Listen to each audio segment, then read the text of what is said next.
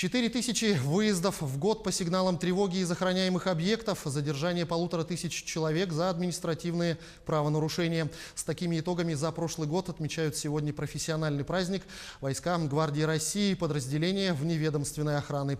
Продолжит Юлия Великодная. За полчаса до начала смены инструктаж, отработка боевых приемов и информация об ориентировках. Прежде чем бойцы вневедомственной охраны сменят друг друга, они отрабатывают законы и реагирование на то или иное правонарушение. После чего они получают спецсредства и, соответственно, готовятся к инструктажу. Это повторяют знания, обмундирование проверяют и спецсредства. Дежурный доводит ориентировки за сутки, которые были. Это преступления, кражи, убийство, раскрытие, поиск, розыск.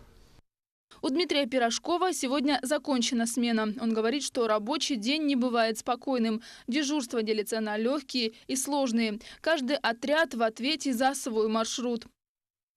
Объезд охраняемых объектов, проверка граждан, которые вызывают определенные подозрения, или групп всяких людей, групп молодежи. Можно даже проверить места скопления людей. Служба в войсках Национальной гвардии России – это трудно, опасно, но благородно. Бойцы находятся на первых рубежах охраны государства, а дома их ждут жены и дети. Жена моя опора, мой тыл, всячески поддерживает меня, всячески уважает мою профессию. Никогда не бывает у нас с ней недопонимания по части моей работы. Ежедневно свыше 20 нарядов групп задержания охраняют объекты государственной власти, энергоснабжения, учреждения образования, здравоохранения и частную собственность. Преимущество, значит, по сравнению с частными охранными предприятиями, да, наши сотрудники проходят определенную подготовку. У нас, значит, специальные автомашины, мы имеем преимущество преследования. В честь профессионального праздника отличившимся сотрудникам вручили правительственные награды.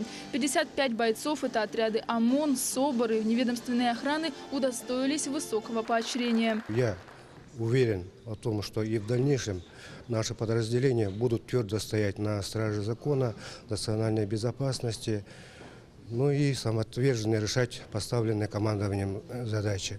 За последние несколько лет с охраняемых объектов подразделения не допущено ни одной кражи. Это и является свидетельством эффективности несения службы. Юлия Великодная, Георгий Григорьев, Джулус Иннокентьев, Якутск.